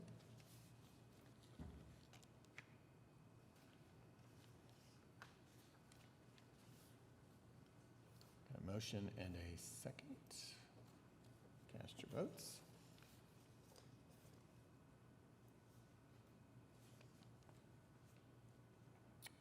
Passes 7-1. And then W1 is a resolution authorizing the municipal council to confess judgment without admitting liability in the case of Vanessa House versus City of OKC. Executive session is not requested.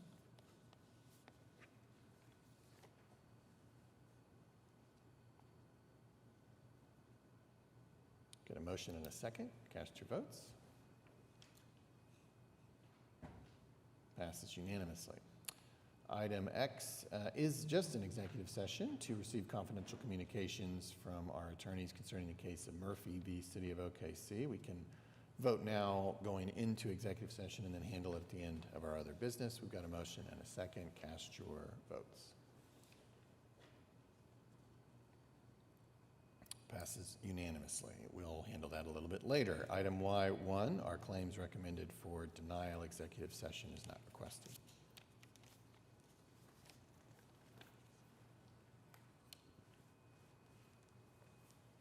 Got a motion and a second. Cast your votes.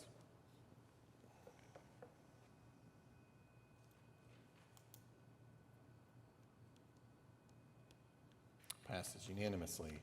Z1, our claims recommended for approval. Executive session is not requested.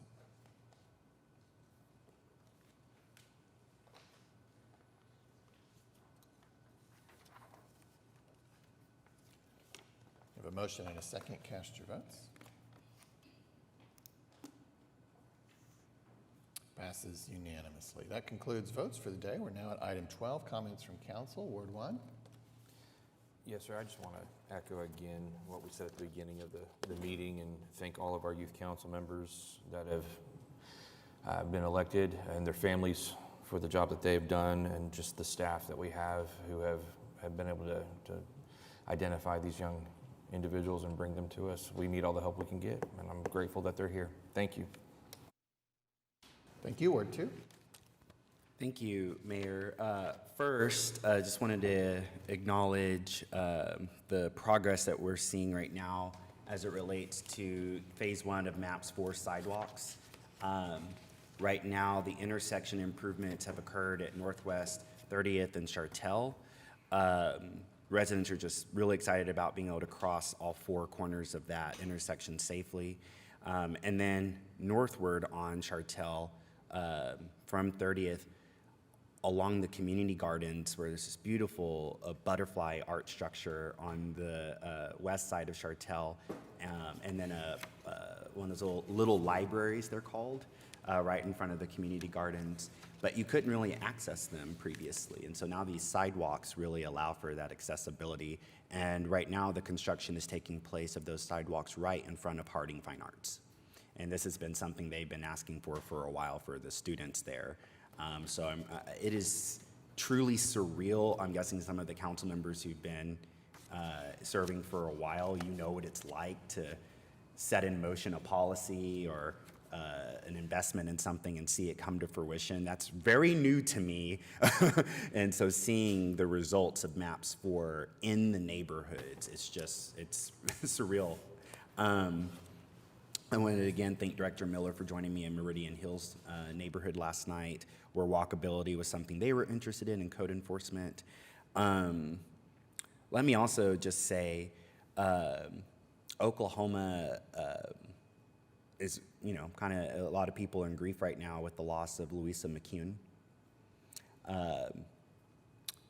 Last night at Meridian Hills Manor, and I didn't know if he'd be there or not, but Brian Brown, who's someone I've known for since about 2008. He and his wife Katie were there, and they introduced me to Louisa back in '08. And I was in grad school in Stillwater. I was planning to leave Oklahoma. I was thinking of San Francisco, Chicago, New York, Seattle, Portland. I had just gotten back from studying abroad in Italy on scholarship, and I just wanted a place that was walkable, bikeable, reliable transit, and I just didn't see that for us. This was in '08, so it was before MAPS 3. But Brian Brown worked at Oklahoma Today, and so too did four of my very best friends. You heard me talk earlier this summer about the loss we experienced, my best friend Lucas, and he was of that group. Austin worked for the state film and music office, but Kim Hickerson worked alongside Louisa. Megan worked alongside Louisa. Kim's husband, Atlee, had such respect for Louisa because Louisa was the sort of person who, and I'm going to paraphrase all the things I saw on social media over the last couple days, she was the sort of person, the way Atlee describes her, who would walk into a room as if she had just walked out of a 1950s Hollywood film, like classical Hollywood. She was like a character. Like she like truly like a character. The style she brought to what she wore, she just stood out. But she was also someone who, from 2008 onward, even after all of those folk left Oklahoma today, around 2010, 2011, Louisa was the sort of person who would speak with Kim and Atlee or Megan about next steps. She believed in their potential. And I know that sounds so corny, but she was the sort of person who said, what makes you want to get out of bed in the morning, Kim? What makes you want to get out of bed in the morning? Let's think about next steps. Who do you need to meet to get you to where you need to go? Just really amplified someone's belief in themselves. But we, from the public sector here, probably know her not just from Oklahoma Today, but her advocacy from Kirkpatrick Foundation. Her advocacy on behalf of this city's pet population and unhoused pet population arguably is legendary. She is largely responsible, I would suggest to you all, for why an animal shelter exists in MAPS 4. She met with me very early on in that advocacy, so did Brian. By the way, the names I just gave you, Brian, Kim, Atlee, Austin, Megan, they were the ones who, along with Louisa, started introducing me to an Oklahoma I had never seen before. And they basically convinced me to stay. And MAPS 3 passed, and now I got to help create MAPS 4. So I think a light in some ways has dimmed, but the legacy that Louisa leaves behind through the people who she has empowered, I think will long outlive the too brief time she had on this earth. So I would encourage us to think about, as MAPS 4's animal shelter becomes a reality, to think about where her name should exist on that building, in that building. Personally, also, I know normally we have placards for the MAPS projects for the council members who served at the time of funding or implementation. I don't know that my name even needs to be on that plaque. I'd love to see my cat's name, the first cat of Ward 2, Mary, in there in my place, because she was instrumental for me wanting an animal shelter. But I think that Louisa's name, for our consideration, to see that somewhere on this building, I think is really worth our time and consideration. And if not on the name of the building, then we've got to think about where inside, because she clearly played a pivotal role in getting us here. So just wanted to spend a little bit of time acknowledging Louisa's contributions to our city, whether through Oklahoma Today or the animal shelter, and to the lives that she touched, and is definitely someone who means a lot to my friends. So thank you. Thank you, Ward 3. Thank you, Mayor. Just to remind residents, Oklahoma City received a federal grant let me try that again, starting over. City of Oklahoma City received federal grant funding from the United States Department of Transportation to develop a Vision Zero plan for Oklahoma City. And Vision Zero is a strategy to eliminate all traffic fatalities and severe injuries while increasing safe, healthy, and equitable mobility for all. The approach recognizes that traffic deaths and injuries are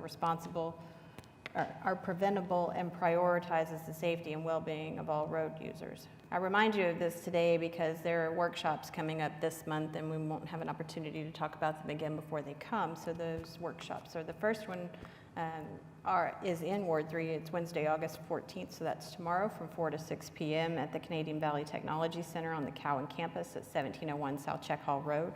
It'll be held in the seminar room on the southwest side of the building, and I hope to see many of my friends out to give their feedback. One of the things that we do talk about quite a bit, and I mentioned it earlier, with cemetery roads widening, are some of the traffic fatalities and injuries that happen on Cemetery Road and on Mustang Road. It is all on the vision plan, and we just need the community to be involved and provide input on the other places that they see that they feel unsafe while traveling the roadways, whether by car or by bicycle or whatever the case may be. Workshop number 2 is Wednesday, August 21st from 5 to 7 at the Northwest Library, and workshop number 3 is Tuesday, August 27th from 5 to 7 at the Northwest Church of Christ. All of this information is available on the city's website under the press releases from our incredible Christy Yeager. So that is all I have today, Mayor. Thank you. Thank you. Ward 4. Ward 5. Yesterday, we laid a South Oklahoma City legend to rest. Godspeed Paul Odom Jr., 96 years old, up until a year ago was still flying. He's built more houses in Oklahoma City than probably multiple home builders put together. So condolences to the family. He was a great asset to the city. So that's all. Ward 7. Yes, I know this week we have a lot of our school students starting, so happy back to school for those who haven't started yet. And I also wanted to honor the legacy of Louisa McCune, and I wanted, listening to Councilperson Cooper speak about her, one of the things that, as he was talking, I thought of was a connector, and that's definitely what I would describe her as. And I hadn't had the chance to know her that long, but she did reach out to me in 2019 as we were preparing for MAPS 4. And at that time, the animal shelter was considered in Ward 7 before its transition to Ward 4. But she was so passionate about how we care for those four-legged friends and those that may not have any at all. But we are considering them as animals and pets. So just to have her to just know was a treasure. And also, I believe beyond that, I call her the connector because after we established our friendship and just a working relationship with that, she implemented and helped connect me to further ways that the Kirkpatrick Foundation could be of assistance to our community. And that created that establishment of a relationship with being able to claim, if you will, the area of Northeast 50th and Lincoln for the Kirkpatrick Foundation. So I believe and know that she was behind all of those connections to get us where we are today, with us being able to now say this is an area of our community that will be protected because of the Kirkpatrick Family Foundation. So it was a shock to see the news about her passing, and she will forever be missed and remembered for the passion that she created within our community. So my thoughts are with her family and all of her work family at this time. And I wanted to also mention, as we look at in things of celebration, not just people, but events. And this week we will be celebrating the Freedom Fiesta, which honors the sit-ins and sanitation worker strike. So this Thursday, there's the Freedom Story and Art Show that's going to be happening at Oklahoma Contemporary at 6. The next day, a concert choir at 6 p.m. at Bishop Angie Smith Chapel at OCU. On the 17th, the sit-in march and reenactment, that's going to happen at 9 a.m. at the Frontline Church. And then that following Sunday, there will be the program that happens in the afternoon at the 5th Street Baptist Church, where Ms. Looper was a devoted member. And this is where we convene and commemorate the sit-ins as well as the sanitation worker strikes and those that are left from both of those movements. So I hope you will come out and be a part, because our folks are getting older, and unfortunately that circle is getting smaller of people that we continue to celebrate. And this is a time for us to continue to understand why they found it necessary to do what they did, as far as the sit-ins, as far as the sanitation worker strike, and as far as representation for our city. to ensure that their voices were not only seen, but also heard. So I hope everyone will continue to support the efforts of what they are doing in our Clara Luper Civil Rights Center and Museum that will be established, and the funding that needs to continue to we need to continue to look at of how this will be a monument for our city, because it is still lacking the funding that it needs to really be a successful museum and supported museum. The Eastside Fresh Market is also happening today. If you haven't been, please make sure you travel over there. It's going to be at the our community wellness center, a senior wellness center, excuse me, on Northeast 36 in Lincoln.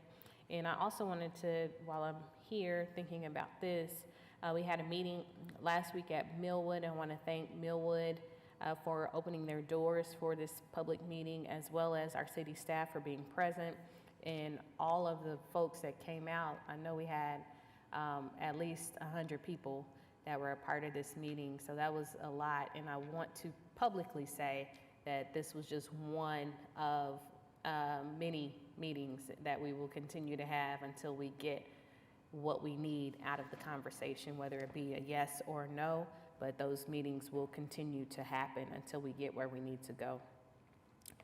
You know, and finally, I'll close with this. One of the things that our last meeting, our mayor was not here, so I want to say this publicly with him being in the room, that, you know, it's fine to omit our names from conversations, but again, that's the reason we continue to dissent, is because we are not a part of those said conversations. And I find it very disturbing that as an elected official, just like the rest of the elected officials in the room, it's as if we don't exist. And I find it very frustrating for the fact that the voices of women continue to be silenced and or not included. And the fact that the reasons that we continue to speak is because we want the transparency in order for us to be able to go out into our communities and at least give that information forward of what is happening. So the patriarchal things that are continuing to occur towards myself and my fellow council member that I sit next to, who can speak for herself, I think I know should be better as far as how we are representing our city, because again, you know, now we're putting our business in the public street, and that's okay if we want to continue to do that, not a problem. But I just want to again say, I would hope that as the presiding officer and or leader for this body, that the ways that we have been treated and or omitted from conversations, that those things don't happen to the women that you hold near and dear in the future, for how they hope to represent the people and communities that they serve as well. So I say again, we speak up because we speak on behalf of the communities and the people that we represent. And if it were not so, then there were things that we can continue to talk through. But I do find it very sad that that was the pettiness that we decided to embark upon. Thank you. Ward 8. 42 years ago today, my wife Debbie and I were married. It was on a Friday the 13th. People often ask me, what were you thinking getting married on Friday the 13th? Two simple reasons. Number one, the church and the hall, the wedding hall, was available. Nobody was booking a wedding on Friday the 13th. The second thing is that the number 13 has always been very lucky for me in many different ways. And I just want to say that 13 is lucky for me. It's proven to be for 42 years. Happy anniversary, Debbie.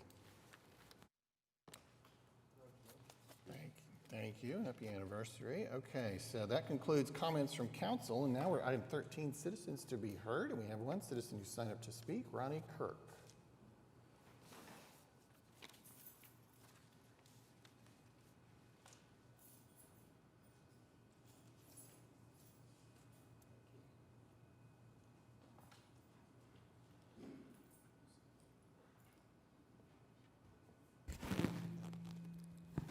My name is Ronnie Kirk. My address is 2328 North Missouri. I'm going to take y'all back a little in time today. At the last city council meeting, there was a letter in that handout. It's the letter that I sent to Wade Gorley, who sent police over for 4 hours to play basketball with the kids. Now I'm going to take y'all back to 1955. A little 14-year-old kid, Emmett Till.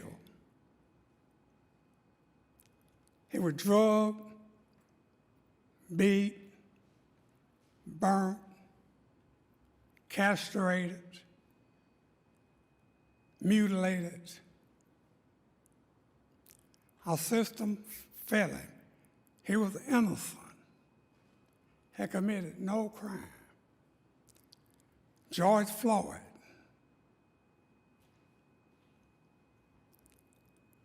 stopped by the police just for panhandling, a little $35 fine. Police killed him. Body cams off. Breonna Taylor, sleeping, 3:30 in the morning. That's when you're in your deepest sleep. Police come to her house. Within 10 seconds, she was dead. Miss Morton,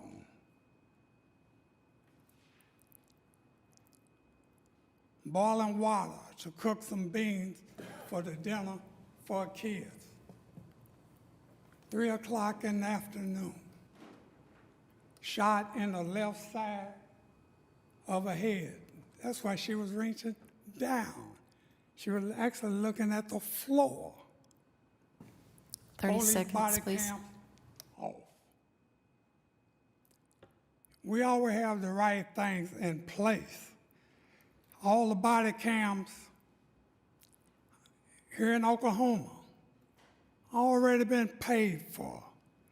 Throughout the United States, all the police body cams already paid for. The hundreds of thousands of dollars Oklahoma paid for the body cams. No money spent. They already paid for. Throughout the United States, all the millions of dollars, the body cams already paid for.